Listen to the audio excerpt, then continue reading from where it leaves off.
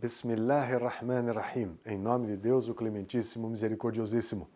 Muito obrigado a você, amigo telespectador, amiga telespectadora, por estarem conosco em mais uma edição do programa As Chaves do Paraíso, um programa que sempre traz a você informações, novidades sobre a religião islâmica. E é muito importante conhecer o Islã, porque é uma religião que vem apresentando um crescimento muito grande no mundo inteiro, toda a parte do Oriente, inclusive no Ocidente. Existem países na Europa, até mesmo países na América, que já contam com um grande contingente de muçulmanos, e nós ouvimos muitas vezes informações, comentários, análises que envolvem o islamismo, e é muito importante que você também conheça essa religião para até debater com mais profundidade, com mais conhecimento. Querido telespectador, querida telespectadora, no programa anterior, você se recorda, nós abordamos a vida, a conduta e os ensinamentos de um dos imaculados descendentes da família profética. Nós, que seguimos a guia correta dos imames infalíveis, nos sentimos muito honrados e felizes por podermos contar com esses verdadeiros exemplos de comportamento moral e fé. Hoje, falaremos sobre mais um destes modelos de conduta, que pelo seu comportamento e palavras, guiam a humanidade islâmica, a comunidade islâmica até os dias de hoje. No dia 7 do mês de Safar, nós celebramos o nascimento do imam Musa ibn Ja'far al-Kadhim, o 7º imam da casa profética, que a paz esteja com ele. O imam Musa era chamado de o silencioso, em árabe, Kadhim, por causa de sua paciência, clemência e calma. Outros o apelidavam de As-Salih, ou seja, o bom devoto, e Zain al-Mujtahidin, ou seja, formosura dos estudiosos, devido à sua extrema devoção e intelectualidade. O imam Musa al-Kadhim nasceu na cidade de Al-Abwa, onde faleceu Amina bint Wahb, a mãe do mensageiro de Deus, sallallahu alaihi wa sallam. Esta cidade fica entre Medina e Meca. Conta-se que quando informaram o imam Ja'far as-Sadiq do seu nascimento, ele exultou de alegria dizendo: quisera não ter outros filhos além deste, para que nenhum compartilhasse com ele o meu amor paterno. O imam as-Sadiq permaneceu pouco tempo na localidade de Al-Abwa, retornando logo para a cidade de Medina, levando consigo seu filho recém-nascido. Ao chegarem na cidade, as pessoas vieram em grupo para felicitá-lo pelo nascimento de seu filho Musa, ou Moisés. O imam Ja'far as-Sadiq ofereceu aos amigos, parentes e vizinhos uma festa com um banquete por 3 dias consecutivos. Como era comum naquela época, o imam al-Kadhim alayhi salam teve 37 filhos, sendo 18 do sexo masculino e 19 do sexo feminino. O imam Musa ibn Ja'far al-Kadhim tomou posse do imamato após a morte de seu pai, por volta do ano 148 da Hijra, correspondente ao ano de 758 depois de Cristo. Tinha ele, então, 20 anos de idade, ficando no comando da comunidade islâmica por 35 anos. O imam al-Kadhim alayhi salam foi o herdeiro da sabedoria e sapiência de seu pai e de seus avós. Ele era admirado pela sua fina índole, desprendimento, generosidade, paciência e coragem. Seu pai, o imam as-Sadiq, disse-lhe certa vez: graças a Deus que te fez o sucessor de teus ancestrais, a alegria dos profetas e a compensação dos amigos. Quando o imam Musa al-Kadhim tomou posse do seu ministério, foi contemporâneo dos governos abássidas de Abu Ja'far al-Mansur, seu filho al-Mahdi, o filho deste al-Hadi e depois seu irmão Harun al-Rashid.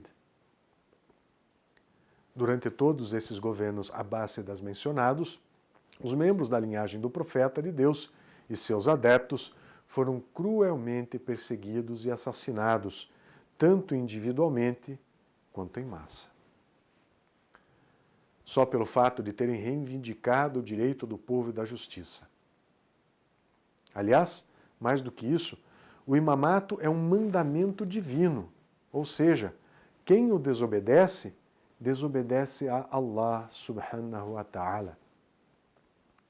Portanto, quem persegue, ofende ou tira a vida de um imã ou de um seguidor seu, afronta Allah, cometendo um pecado muito grande. Chegou-se a mencionar na história do Islã que Abu Ja'far al-Mansur eliminou milhares de descendentes de Ali ibn Abi Talib e Fátima az-Zahra, que a paz esteja com eles, como também um número incalculável de seus seguidores, chegando a estudar as maneiras de torturá-los e as formas de assassiná-los, a fim de se livrar deles, supliciando-os das formas mais cruéis possíveis. E os seus sucessores deram continuidade às perseguições e suplícios aos adeptos e seguidores da Shia de Ali, ou seja, do partido de Ali, alayhi as-salam. A concessão do governo abássida era constituída por sucessão hereditária do mesmo ramo familiar, e cada governante tinha o livre arbítrio de proceder como bem entendesse em todas as questões do Estado. Sua vontade era indiscutivelmente lei, podendo o governante usufruir do tesouro público para si e para os que os apoiavam. Nada muito diferente do que fazem os governantes corruptos e opressores dos dias de hoje, não é mesmo? Relata a história que Al-Mahdi deu a um dos poetas 60.000 dirham só para que ele declamasse versos ofensivos aos descendentes do mensageiro de Deus, sallallahu alaihi wa sallam. Um inominável absurdo, pois esses guias imaculados vêm da parte da filha do Rasulallah, Fátima az-Zahra alaihi salam, com seu esposo, Ali ibn Abi Talib, que a paz esteja com ele também. Conta-se ainda que os abássidas incentivavam e patrocinavam, com dinheiro do tesouro público, casas noturnas para as diversões, deleites e degenerações de toda a espécie. O imã Al-Kadhim suportou toda sorte de contrariedades à sua responsabilidade em seu ministério na liderança da nação islâmica. Ele viveu numa época em que as autoridades constituídas o rechaçaram violentamente por causa da deturpação e da propagação devassa e escandalosa pela permanência das casas de tolerância e do prazer mundano, das tabernas e das bebidas alcoólicas, permitidas até na corte dos governantes. Estes se empenhavam na destruição da virtude e na difusão dos vícios e da libertinagem dentro da sociedade, para que assim lhes fosse mais fácil manipular o povo, afastando-o da justa liderança representada pelo imã Al-Kadhim, alayhi salam. Por isso, o imã tomou a iniciativa na determinação em repelir tudo que contradizia os preceitos da doutrina islâmica. Ele passou a criticar publicamente toda e qualquer distorção, recusando-se a apoiar os governantes perversos de todas as formas possíveis. Deste modo, os governantes abássidas, sentindo-se ameaçados e importunados com as atitudes do imã, passaram a usar de um comportamento vil para pressionar o povo, oferecendo-lhe falsas liberdades, aproveitando-se da fraqueza psicológica das pessoas, tentando criar a ideia de que eram mais dignos do que os imãs. Mas a própria história nos relata que houve muitos protestos e debates entre o imã Al-Kadhim e alguns dos governantes abássidas, tal como ocorreu entre ele e Harun al-Rashid, quando o califa lhe falou: porque exortastes o povo para atribuir-vos que sois os filhos do mensageiro de Deus, enquanto sois os filhos de Ali ibn Abi Talib, pois todo homem descende de seu pai, e não da sua mãe, e o profeta Muhammad é vosso ancestral por parte de mãe? Calmamente, o imã lhe respondeu: se o profeta ressuscitasse e pedisse a vossa filha por esposa, a concederias? Imediatamente Harun al-Rashid assentiu: glorificado seja Deus, como não aceitaria? Pois eu me sentiria o mais honrado com isto e o mais privilegiado dentre os árabes e persas. O imã lhe falou então: se o profeta ressuscitasse, jamais pediria a minha filha por esposa. Harun al-Rashid perguntou-lhe então, perplexo: por que, ora? Nisso, o imã replicou: porque ele é meu pai, mesmo pelo lado da minha mãe. Mesmo assim, Harun insistiu: por que vos considerais semente do mensageiro de Deus, se a semente provém do homem e não da mulher? O imã lhe respondeu imediatamente: Deus revelou na Surata Al-An'am, o gado, nos versículos 83, 84 e 85. E aquele nosso argumento proporcionamos a Abraão para persuadir seu povo de que nós elevamos as dignidades de quem nos apraz. O vosso Senhor é prudente e sapientíssimo, e agraciamo-lo com Isaque e Jacó, a quem iluminamos como iluminamos anteriormente a Noé e sua descendência, Davi e Salomão, e Jó e José e Moisés e Arão, e assim recompensamos os benfeitores, e a Zacarias e a Yahya, ou seja, João Batista, e a Isa, Jesus, e Elias, todos eles contam dos virtuosos. O testemunho mencionado pelo imã Al-Kadhim nestes versículos alude à genealogia do profeta Isa, ou seja, o profeta Jesus, filho de Maria, que provém de Abraão. Depois de recitar os 3 versículos, o imã prosseguiu: é sabido de que Isa, ou seja, Jesus Cristo, não teve um pai terreno. É sabido de que Isa, ou seja, Jesus Cristo, não teve um pai terreno, e sua genealogia, proveniente de Abraão, é do lado da mãe. Portanto, nós também descendemos do mensageiro de Deus, do lado de nossa mãe Fátima az-Zahra. Diante da eloquência do imã Al-Kadhim alayhi salam, Harun al-Rashid nada mais falou, permanecendo calado. Respeitosamente, porém, o imã alayhi salam lhe perguntou: gostaria, vossa majestade, que eu vos recite outro versículo? E Harun assentiu.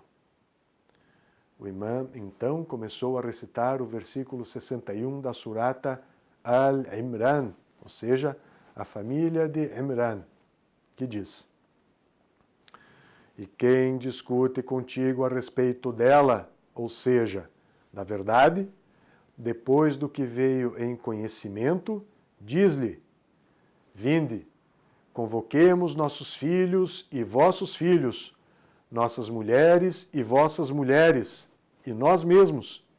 E então pediremos que a maldição de Deus caia sobre os embusteiros, ou seja, aqueles que enganam os demais. O mensageiro de Deus, quando da mubahala, isto é, da polêmica com os cristãos da tribo Bani Najran, aludiu somente a Ali e Fátima az-Zahra e seus 2 netos, Al-Hassan e Al-Hussein, pois considerava ambos como seus próprios filhos, confirmando e reconhecendo o versículo, apesar de descenderem do profeta pela genealogia da mãe. Quando Harun al-Rashid passou realmente a se sentir importunado e incomodado com o imã Al-Kadhim, principalmente pelo fato de como o povo o procurava e o acatava, tencionou afastá-lo dele e de seus adeptos. Então, mandou prendê-lo e aprisioná-lo, transferindo-o de uma prisão para outra. E o imã permaneceu nessa situação por longos 16 anos, até que a sua saúde passou a debilitar-se. O imã Al-Kadhim começou a definhar a olhos vistos, e quando ele se ajoelhava para a adoração de seu Senhor, parecia-se pouco mais que uma indumentária lançada ao chão.